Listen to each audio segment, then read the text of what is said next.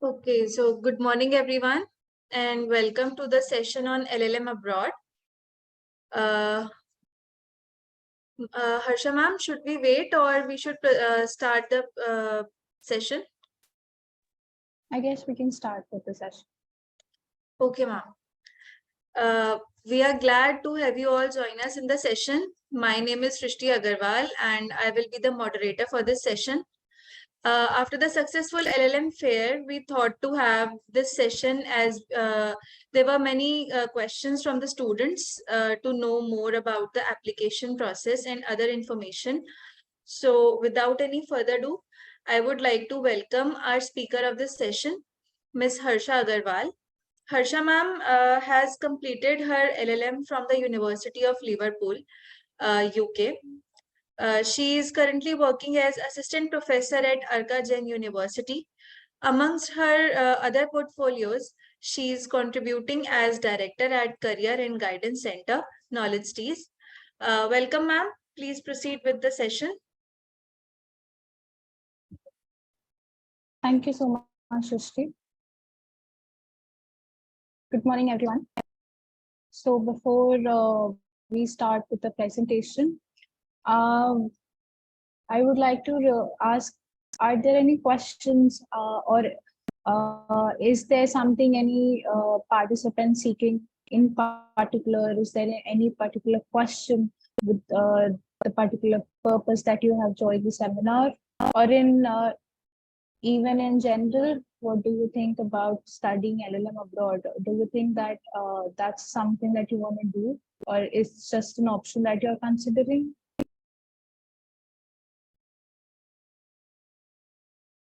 Anyone who would like to share their thoughts?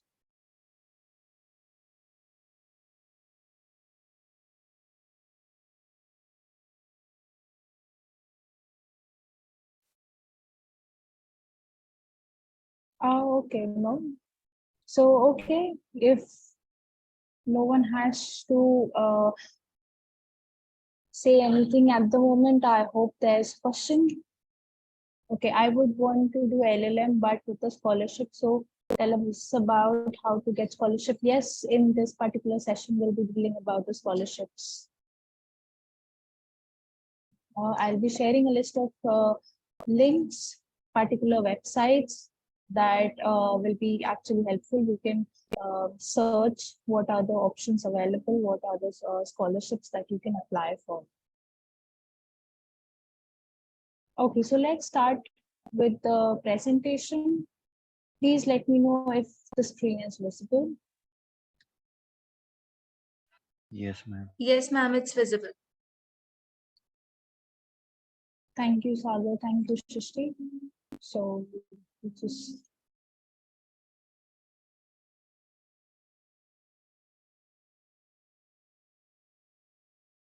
okay.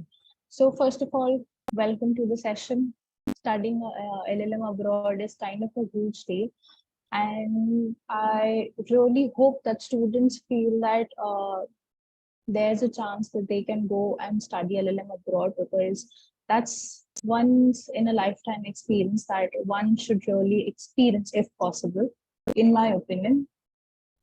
So basically, there are a few questions that I always say that my students should consider before deciding that one should actually go LLM abroad or not. Is it really something that person needs to do, or the person wants to do? First, what is the aim or reason because of which you want to choose study abroad? See, there are a lot of reasons. One of the reasons is because there are a lot of people who actually just go to study abroad, and you see your friends are going, so you just want to try like, oh, okay, this is something very fancy and something which you also want to choose. So you just do you want to attempt LLM because your friends are going, or is it something that you really want to do? LLM abroad will be a beneficial factor in your career. Is that the reason? Something else. There might be other reasons as well. Do you want to stay abroad after your course or come back? There are a lot of jobs opportunities available once you complete your LLM in India or abroad. So what are the opportunities? Do you know about these opportunities? Do you want to work outside India? Do you want to stay outside India after you complete your studies? Do you want to work there? Do you want to stay? Is it for like, do you want to settle outside, or do you just want to work for a few years and then come back to India and work here? So what's your goal? You need to decide first. You need to sit and figure out what's your goal is behind actually going for an LLM, that too from a foreign university. Next, what is your area of interest? See, there are a lot of specializations that particular focuses on the Indian situation, Indian scenario. If we talk about criminal laws, common law countries, you can go for criminal law specialization. But if you go to a country which is not a common law country, the laws are very different. If you go for taxation specialization, the rules are very different, laws are very different. Going and studying abroad, will it be really worth it? Do you want to go there? If you want to go there, settle down, it might be something that you want to pick. But if you want to come back and you go to a country where the laws are all different, will that particular degree be helping you in any circumstance? Again, you have to come here, you have to study all those laws again from an Indian perspective, what Indian taxation laws are all about. So what is your area of interest depends a lot on the deciding factor that you want to go for this or not. In what way studying abroad can add value to your career? As I said, there are a lot of reasons behind which we go for an LLM. What are those reasons?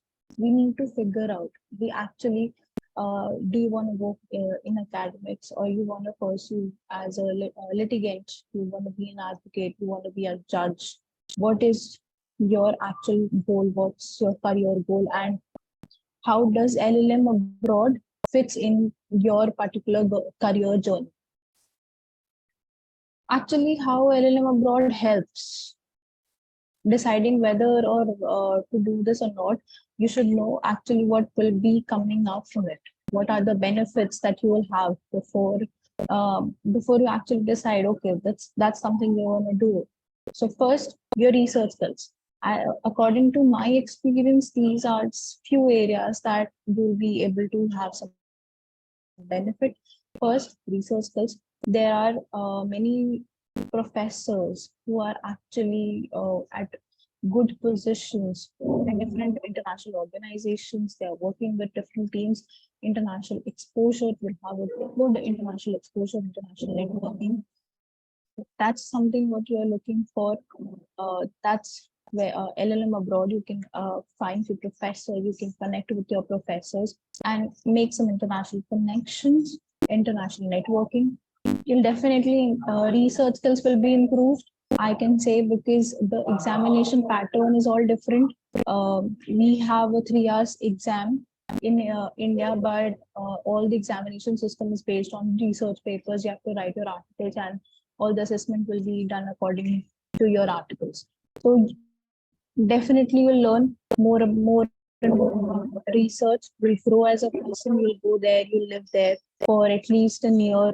So when you're spending time with yourself, you'll definitely grow as a person. You'll learn a lot about life, about yourself. So that's and obviously you'll travel. So that is something, if you are exploring, if you have time, if you have enough resources and you just want to travel world, you want to study alone, then you might decide to opt for LLM abroad. There are few options, few most common options or the most job opportunities that people pursue after they complete their LLM from a foreign university. As a solicitor, it's very famous in UK. There are many Indian students who go study, complete their LLM in a foreign university, in any university which is situated in UK. They study there and they clear the exam, bar exam, and become a solicitor.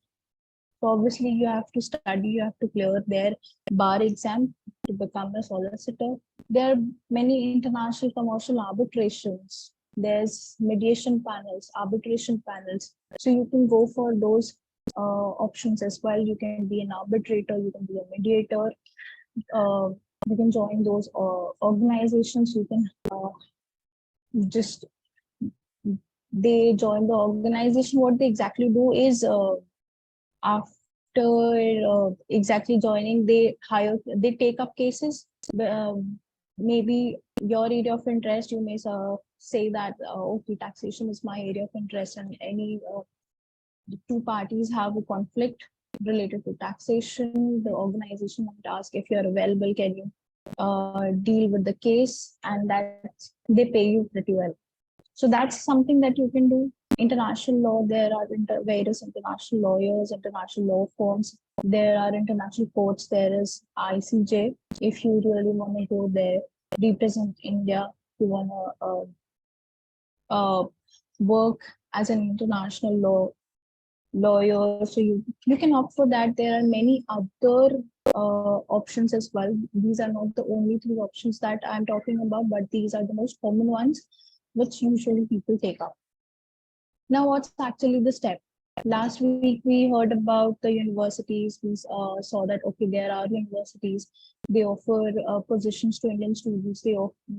They have a lot of openings. They have scholarships. They explored and they explained, okay, this is the region. But actually, what's the process? If you really decide that okay, that's LLM abroad, you want to do it. What's the steps that you need to take? Being a first generation lawyer, I know that there's a lot of difficulties a first generation lawyer faces. No one, there's no one who can guide you. There's no one who will tell you, okay, what needs to be done next. So I have divided it into 5 steps. First, the plan. Deciding, okay, you want to do it or not. If you want to do it, what's the next step? The research. You want to research more about the universities. Do not limit yourself to a limited number of options. Explore as much as you want, as many countries or as you want. Is there is any specific country that you want to go and study, or is it more focusing about the scholarships? I know it in India, it's most commonly that if you don't have a scholarship, you cannot afford studying in a foreign university. So are you the one who is focusing on a particular country, or are you targeting a country, or you are focusing more on scholarships? Next, capability.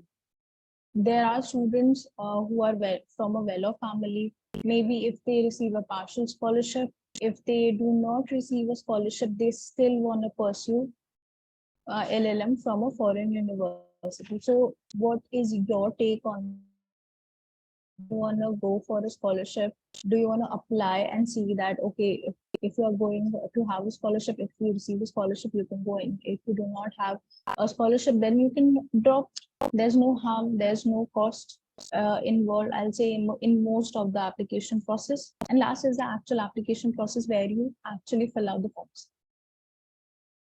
Research, I'd say if you are focusing on the universities, if you are doing your research on which university to apply, there are 2 things to consider. First, at least once you finalize, okay, this is the area of specialization you want to take. Like mine was international human rights law, which is very common, and I had the opportunity to human rights is universally almost the same. Its implementation is different, but most of the human rights portions, the courses, the lectures are mostly same. So my specialization had a leverage. You can say that, okay, I could go to any country I wanted. So what is your area of interest and which countries you have options? If, for example, if you are choosing something which is very core to India, like criminal laws or civil laws, and you're going to a non-common law country, then it's going to be a little bit difficult. So at least top 10 universities in your area of interest, for example, international human rights law. So which are the 10 best universities that offer LLM with specialization in international human rights law? First thing. Second, which countries are they from?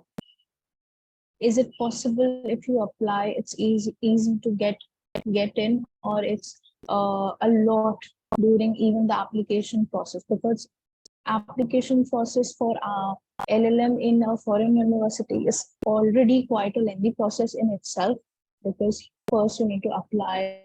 There are a lot of different stages, documentation stage. Then once you get a unconditional offer letter, there's a lot of again documentations required where you need your visa.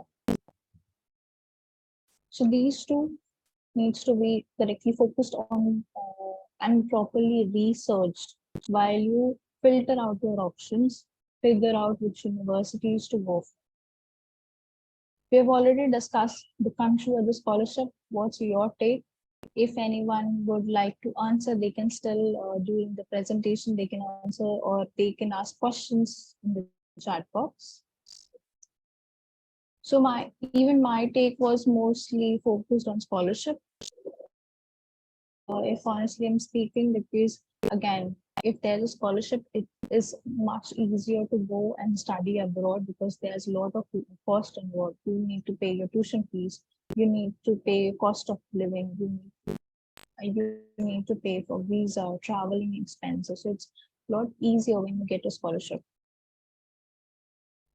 Is it really worth it? If you are actually financially able, if if your family is a well-off family and you really want to go LLM abroad, is it that really something you want to do? Again, the question, we are at the same question, back to square one. Is it really worth it? Do you really want to do it? Is it really going to help somewhere in your career? If yes, then you should definitely go for it. If not, there are universities in India which you can go for. It's not that something LLM abroad is a necessity in legal background or in law field. So here's the list of scholarship websites. These are some websites where you can go and find scholarships. There are various types of scholarships, if I say. You can have scholarships for summer school, for winter courses, for certificate courses. For LLM, there are two types of scholarships. First is external and second is internal. External scholarships is more about those scholarships which are provided by the government. Maybe government of the host country where you are going to study your LLM, or maybe your origin country, wherever you are from. If you are from India, there are various scholarships which are provided by the Indian government, where there are various scholarships which are provided by different other countries as well for Indians, where Indian students are also eligible to apply.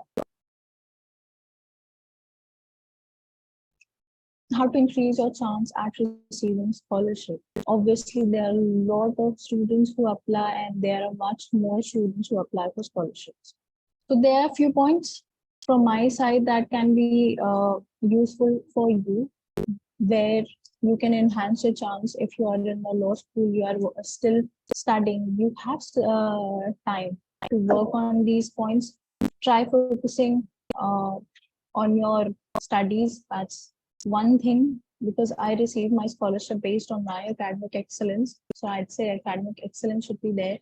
Minimum requirement for getting a seat in a foreign university, especially in UK, is 6 GPA. If you are above 6 GPA, you will have a seat. But again, then scholarship might be a little bit different.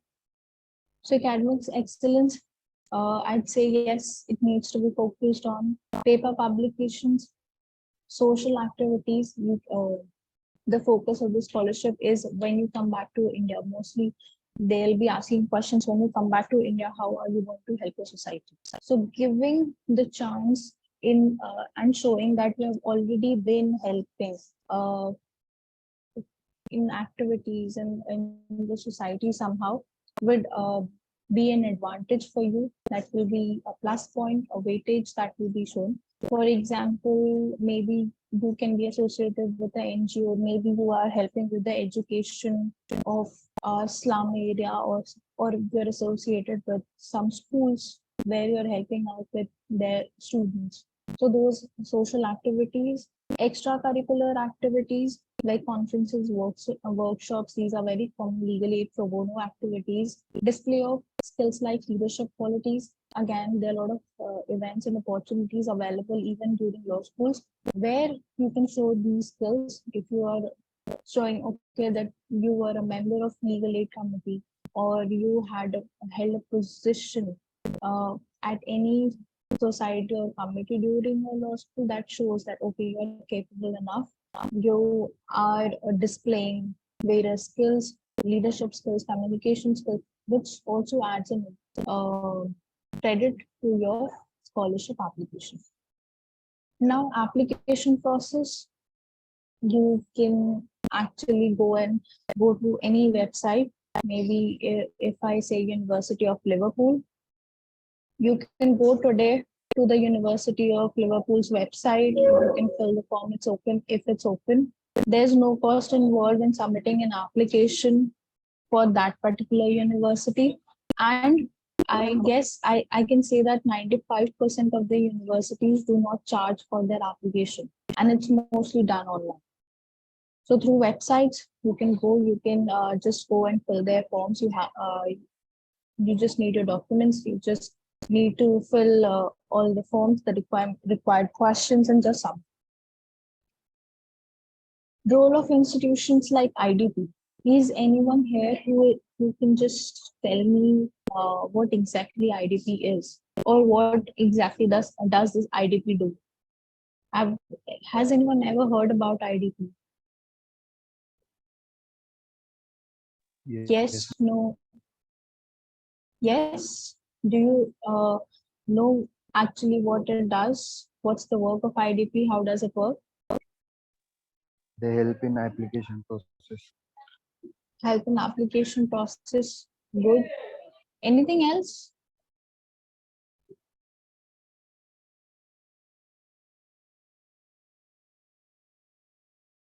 Do you know who takes the IELTS exam?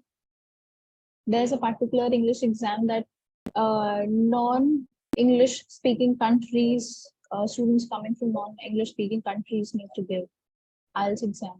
Who conducts IELTS exam in India?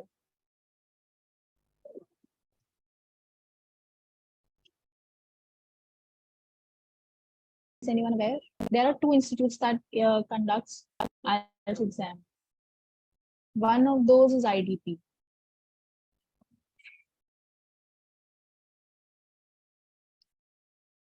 So one is IDP and second is British Council. These are the two organizations or the two institutions that mostly conduct IELTS and TOEFL. So these are the two English exams. Depending on which country you decide to go, IELTS is most prevalent exam in most of the countries.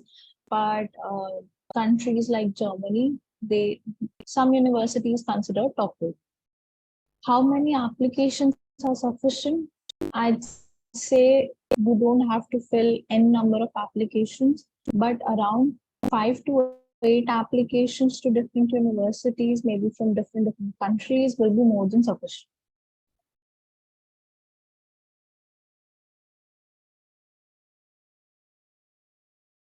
Now, we have been discussing about the application process, but actually this is one of the most important steps that we usually miss out. We directly jump to the application process. We decide, okay, we need to do our LLM from a foreign university. We decide that, okay, this is the university or this is the list of universities that will be applying for. And then we just sit and start applying. That does not generally work, because this is one of the most important steps, gathering your documents, which needs to be done beforehand in my experience, because last minute gathering documents can be a chaos. So I suggest you to have some time before, take your time beforehand, decide a little bit prior that you really want to do it or not. And if you really want to do it, then gather these documents as soon as possible. Start gathering today, I'd suggest, because these are basic documents that one should have, irrespective of the fact that you want to pursue LLM in general or not. So first is your mark sheet. Even if you are in your 5th year, have your mark sheets ready till your 4th year with you. you can just, if you're in your 5th year, you can go and ask your examination department. If they have not issued your mark sheets, they can issue your mark sheets, because you need to apply for your studies for this. And this is one of the basic requirements. They'll ask you to submit your mark sheets. Recommendation letters, at least keep 3 ready, because imagine a situation where you have your application, you're submitting your application, you realize, okay, 1 or 2 days is left and you do not have your recommendation letter with you. You panic, you go to your professors, you go to your teacher, you go to your dean, maybe if you want a recommendation letter from your dean. You have just 2 days left for before the deadline, and your dean is on leave. What will you do? So this is a suggestion. This is a tip that I'd say, that always keep some recommendation letters with you before. You can take these letters from your dean or the head of the department or your professor, who has known you from a little, at least 2 to 3 years, who has taught you some papers, who know that, okay, that you are a student or her student has been participating in activities. How does it actually help? This recommendation letter will show that you have good relation with your professors. Next, that you have been participating in extracurricular activities. In my recommendation letter, I asked my professor to write about how I participated in legal aid, or how I was very much active in extracurricular activities. So that's an advantage if you're not able to show this properly in your CV. Then recommendation letter is the chance where you can just show, okay, that you are very active, you're socially active, and you are ready to contribute towards the society. Now I have written 2 academic and 1 non-academic, because while I was filling the forms, I saw that uh, they even asked me to submit a recommendation letter from a professional space, where I had completed my internships, or where I had professional connections. So 2 from your academic recommendation letters means 1 can be from dean, 1 can be from a professor, your program coordinator, or someone from your university. 1 non-academic, where you have worked from, maybe from your internship, your workspace. You can ask someone to issue a recommendation letter for you. Even if you do not use this letter for your LLM scholarship, you might be filling a form for a certificate course or summer school or somewhere else. Internationally, you might be, they might ask you for recommendation letters, or even if you're applying for a job, they'll always ask you recommendation letters or a name whom you can ask that, okay, I would suggest my faculty name or my professor's name, and if the recruiters want, they can just get in touch with them and just ask about me if anything they want. Recommendation letter for your character. Sometimes few applications, few scholarships application might require a recommendation letter about your character. Maybe it has a letter explaining that, okay, that you have been a disciplined child during your law school, you have worked very hard, something like that. 10th and 12th result mark sheet, your birth certificate and passport, that's important for your visa process. And even during application, they ask that, do you have a passport or not? Can you submit your birth certificate as a proof for the date of birth? CV, because there's no entrance examination. So all your letter or your selection process is dependent on these documents. Your CV, it's very important, because that's where you display that what is your area of interest. Statement of purpose or motivation letter, why you actually want to pursue LLM from that particular university. This, if you are making it a general format, that's well and good. If you're focusing on a particular university, like I'm addressing my statement of purpose to University of Liverpool, I might have to change it every time I address to a university. If I'm applying to a different university, I'll have to edit the statement of purpose and accordingly I have to submit. Next is IELTS result. Now, IELTS result, it's important. Obviously, we belong from a non-English speaking country. Our first language is not English. So most of the universities expect that we submit our IELTS result, and without this IELTS exam, you will not be having an unconditional offer letter. Also, I don't know if anyone is aware or not, but it is not necessary to actually submit your IELTS result at the beginning of the application process. You can do it at the maybe during your application while you're submitting.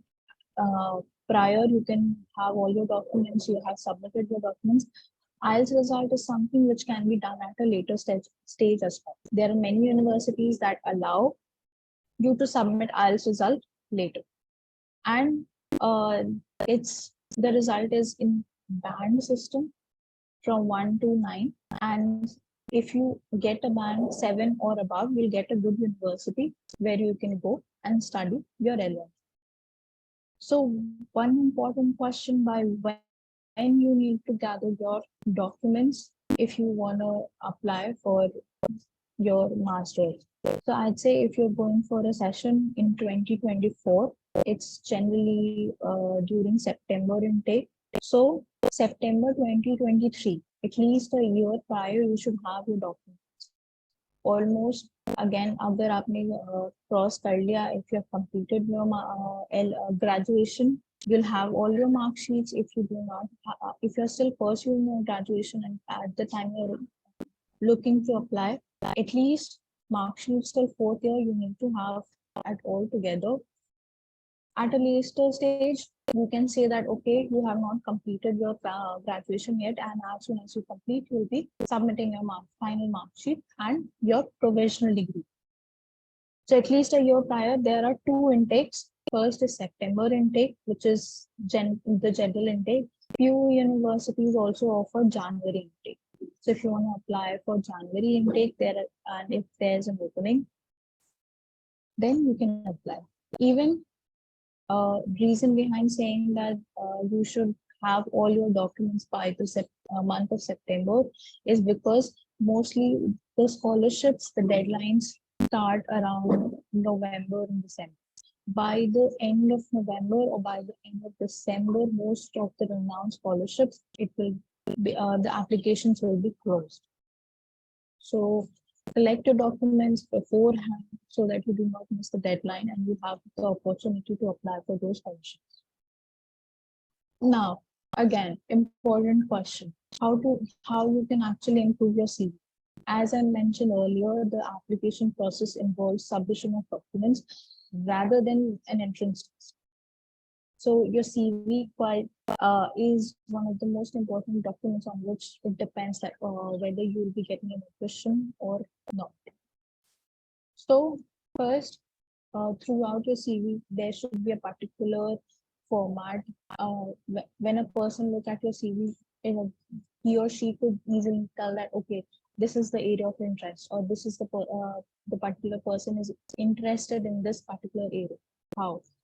If you're doing a workshop, if you're doing a conference, it should be in your particular field. If my field is international human rights law, if I'm attending those seminars or those workshops, or I'm particularly focusing on those extracurricular activities which are somewhere related to the human rights, or an aspect somewhere which is relevant in the field of international human rights law. So if I add this to my CV, it will be like, okay, this is something which is similar or which is in my area of interest.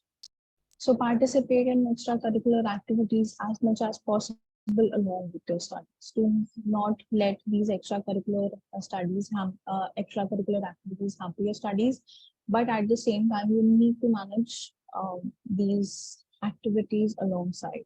Join societies, join clubs available at your university according to your area of interest. It can be a debate society, it can be a moot court committee, it can be pro bono work, it can be legal aid society, it can be human rights committee, whatever your universities offer and whatever committees that you have interest in, go and apply, go and join.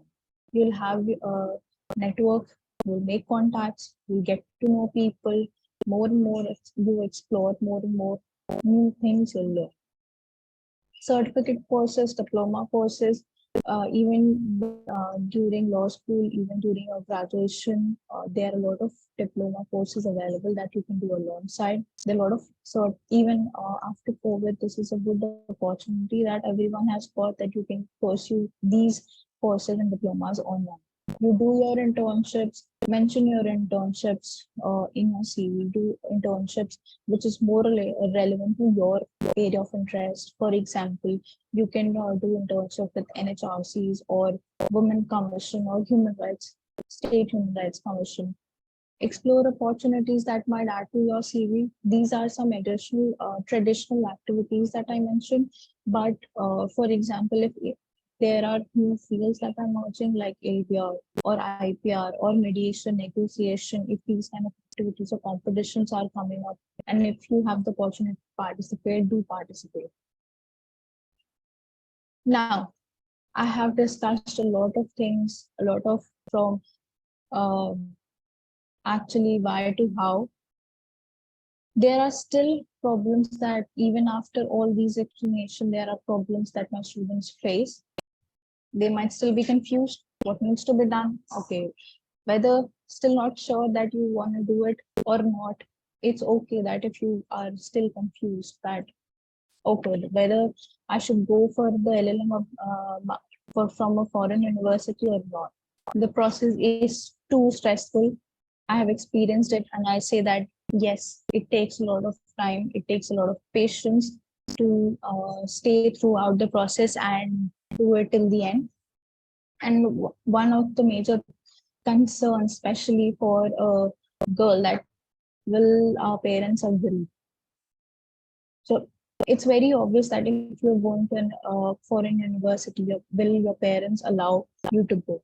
Because obviously it's not possible that your parents go along with you. You are the only one who has to go through the process. You are the only one who will be going there, who will be staying there. You have to take care of yourself and complete your studies. So will your parents agree? That's a good question. But if you complete through the process, if your parents see that you're working really hard, and if you can make them understand, I do not think that why a parent should have a reason to not let you go. There are many more questions. I'd like to hear from you that what are the questions, what are the confusions that still remains. But before that, I'd say that it's okay to have not have all the answers, but what's important is that you should know where to find your answers. It's okay if you are confused. It's okay if you do not know all your answers yet. You have multiple questions, but you should know that how you can find your answer. If you're not a first generation lawyer, if you have a legal background, you can go to your parents, you can go to the person who is from a law background, go talk to them. If you have questions, if you think they can answer, just go and ask them. There's no harm. I'm not saying that you have to go and listen to them, but you can go and just ask the questions and see what they reply. If you do not have anyone, especially if you're a first generation lawyer, you always have your teachers. Go ask your teachers what is the confusion, how they can help out, whether it's research, whether it's networking, whether it's job opportunities or coursework, anything. At the last, before I go to the questions, I'd say we should always keep these things in mind that universities, there are a lot of universities in India, there are a lot of universities abroad. And if you want to study abroad, that's okay. But if you don't, Indian universities are not less worthy. You can go for an LLM. In India, you can go to any city. You want to go to any university, you want, just go and complete your LLM. That's all up to you. Just remember that it's a part of your career, and it's not going and studying abroad is not everything. It's just part of a career, and acknowledge the fact and just think rationally and accordingly. use this post-COVID situation where there are a lot of things going online. Again, even this particular session is online. So keep attending these kind of sessions, keep gaining knowledge. Everything doesn't have to be about the certificates. So if you want to really pursue anything, just go for it. There are a lot of courses, summer schools offered by international universities with online. So you can attend that. You don't have to spend so much to go there and live there and just do that particular course. Set your priorities, set your time before you actually put time and efforts in this LLM application process from a foreign university. Now that's it. I guess if there's question, I'd be more than happy to answer. And I hope this might have cleared some confusion related to studies abroad.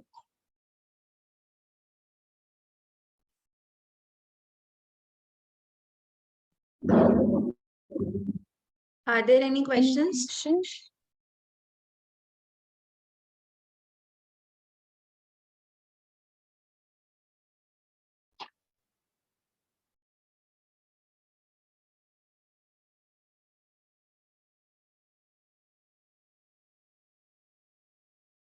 I think I can see one in chat box. IELTS result needed for scholarship. No. As far as I'm aware, IELTS result is not needed for scholarship, but you cannot have see there's two types of offer letter that you'll receive once you apply. And if they offer a seat, they'll first give you a conditional offer letter if there is any remaining documents, including IELTS. If you have not submitted your IELTS result, you need to submit. If you did not submit your final mark sheet, your final degree during the time of application, you need to submit it. Only then you'll get a unconditional offer letter. So during that time, you'll get need one, and without this unconditional offer letter, your seat is not confirmed. You cannot apply for visa process. So IELTS result at the end of the day, it's required if you want to go to pursue your LLM anywhere, especially in an English speaking country. For example, I remember for countries like Germany, TOEFL is required.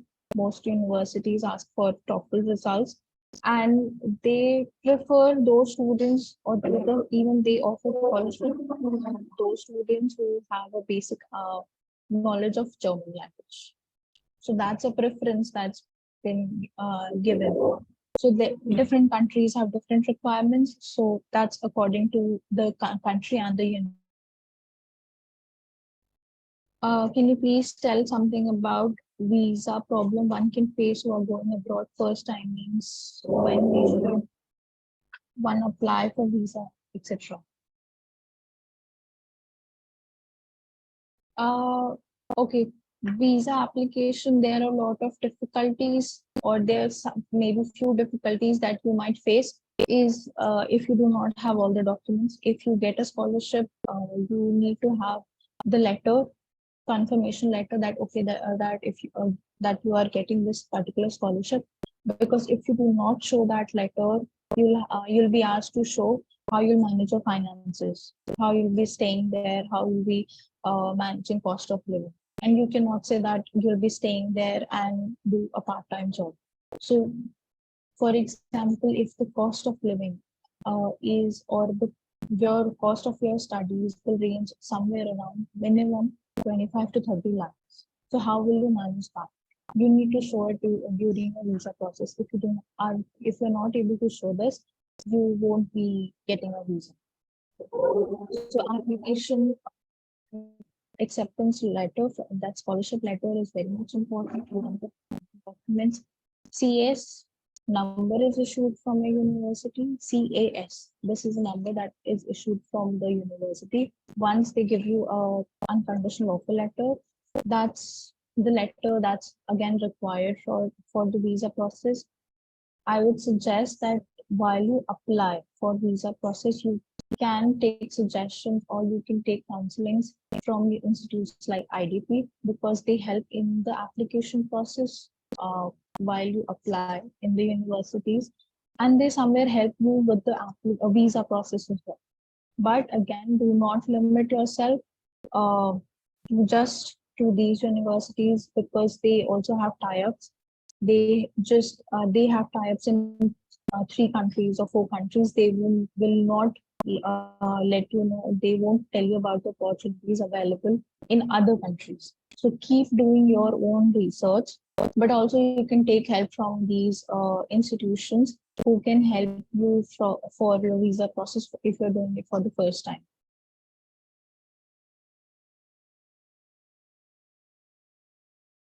Most preferred specialization for LLM, there are 2 or 3 specializations which I've often seen in foreign universities. Is first, international human rights. Human rights is there, humanitarian law is there, international arbitration is very common these days.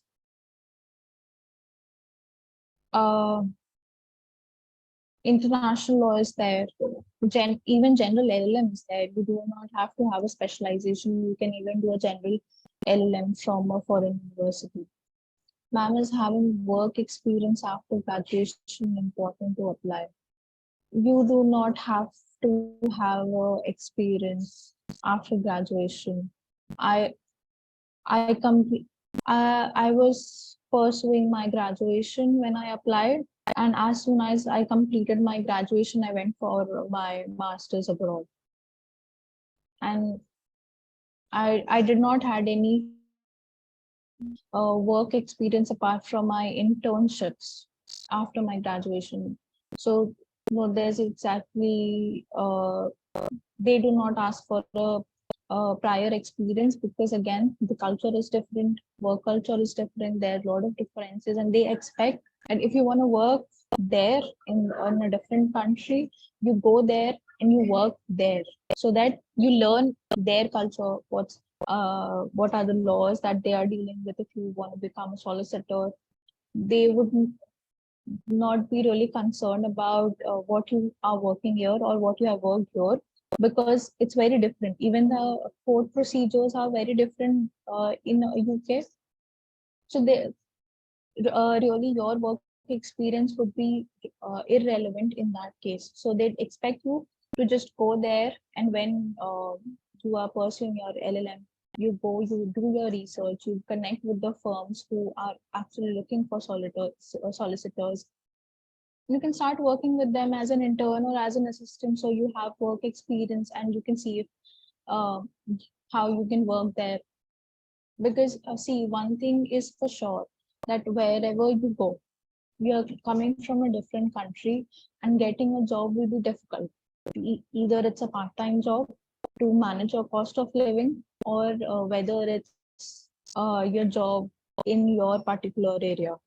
So that's going to be difficult. So you have to be patient, you have to be consistent, you have to be keep applying, you need to make good connections, you need to keep networking with people in your field if you really want to go for a foreign university and grow in this particular area.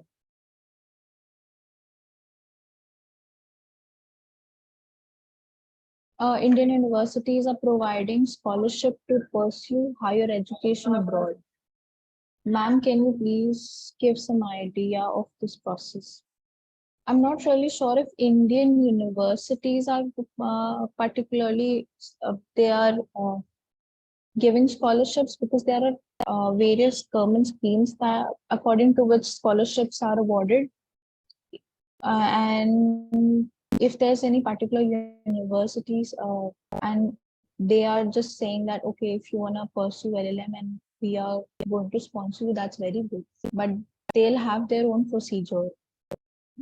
You'll have to check out with the university itself. But if you're talking about the government and scholarships, government initiative programs, I've already shared the list of particular websites. For example, there's a very popular scholarship, Commonwealth scholarships, which is applicable for most of the common law countries. You can go to any common law country and you can study. And it's been given by Indian government. So you can apply that. They have their all opening dates. They have their own procedure. So there's nothing much to discuss. But yes, keep your documents ready. Most of the scholarships open from May. From May, June, there will be a lot of openings for scholarships. Keep filling the applications. Keep submitting the application. There will be various scholarships available till November, December, till the month of November, December. So you can apply for that. Any more questions?